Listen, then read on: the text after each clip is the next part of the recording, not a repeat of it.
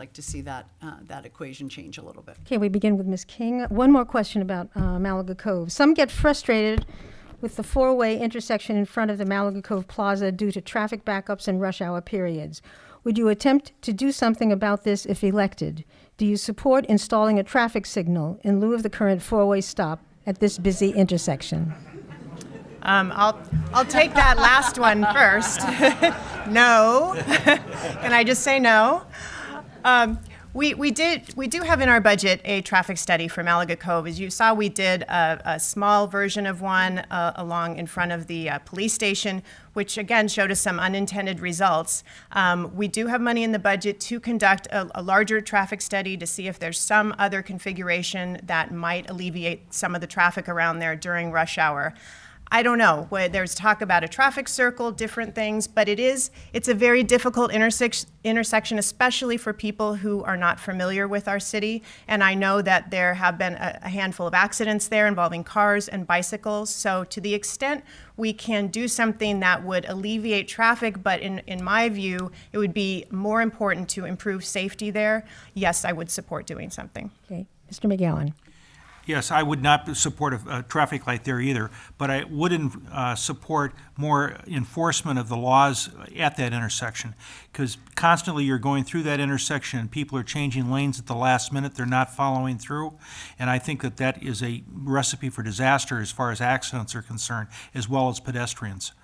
I know that there's discussion about a potential traffic circle there, which is, I think, ties into a bigger issue of how we use that land down there and whether we have the space and how it would be configured. Okay, thank you. Mr. McCarthy. So I would support a traffic study that would include the study of a traffic signal. And I'll tell you why. I mean, look at that intersection at rush hour. Cars are lined up down the street and they just wait to get through that. And so we met with, as part of the Traffic Safety Committee, we met with people from the Malaga Cove and to talk about the parking issues. And there's a parking lot right across the street from City Hall that nobody uses, and they won't use it because they can't cross the street. It's not safe to cross the street, and that's in the daytime. And really, a traffic circle isn't going to help that. So to keep all the options open and to keep all the give the residents all the options to choose from, I think it merits a traffic safety traffic study, which would include a traffic signal as part of the study. Thank you. Ms. Peterson. I think this would be a great topic for the community engagement piece for the Davenport Institute. I know there are a lot of people that want to keep PVE the way it is, no lights, dark skies, and everything.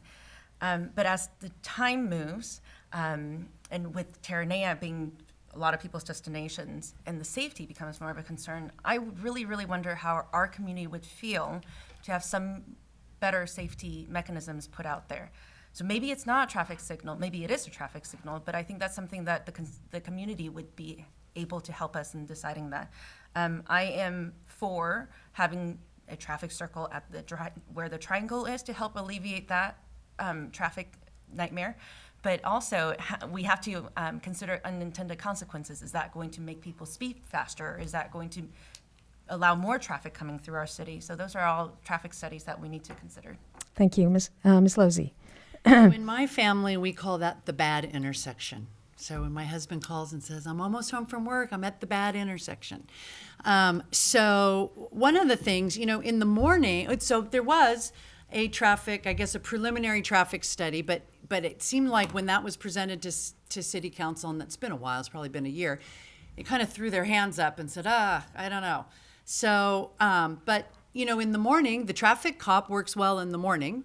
Seems like we ought to be able to find a model where we could get the traffic cop to work in the afternoon. I don't know about a traffic study that includes a light. I mean, it seems like if you're going to do a study, you have to probably think of everything.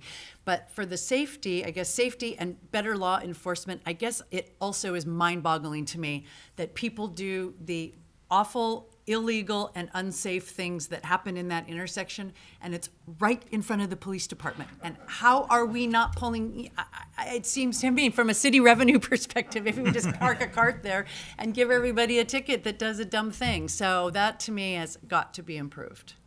Okay, thank you. Mr. Kemps. I love the idea of the enforcement increase. That's phenomenal. I'll say I also love transparency, and I'd love to have a traffic study. I'd love to see it but I will go down kicking and screaming over a traffic light. There is just no way. As to the rest of it, I'd be open to a traffic circle, I suppose, if it worked right, to bring those two sides together. I love the idea of the additional parking lot. It definitely is a challenge. I live in Malaga Cove, so I live it with you, but I care more about our character and our city and the way that it looks and the uniqueness of that plaza than I do the frustrations over the traffic. So I think we have to find the right balance, and we definitely have to have transparency and community input. Thank you. Mr. McGowan, this question asks, what is your position on the Butcher Solano project? Butcher Hill Solano project?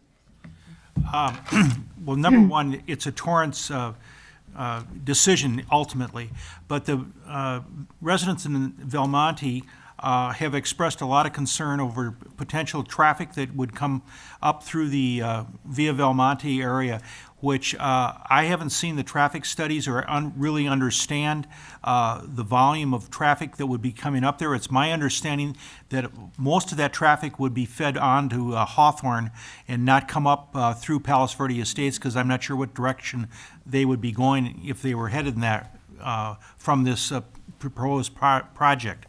And I think that we, as a city, need to take a look at the environmental impact study that's currently being drafted. It's not done yet, but I think we're going to have very little clout with the city of Torrance. We can have some discussions with them, but I believe that our hands are going to have to be dealt with by Torrance. Okay, thank you. Mr.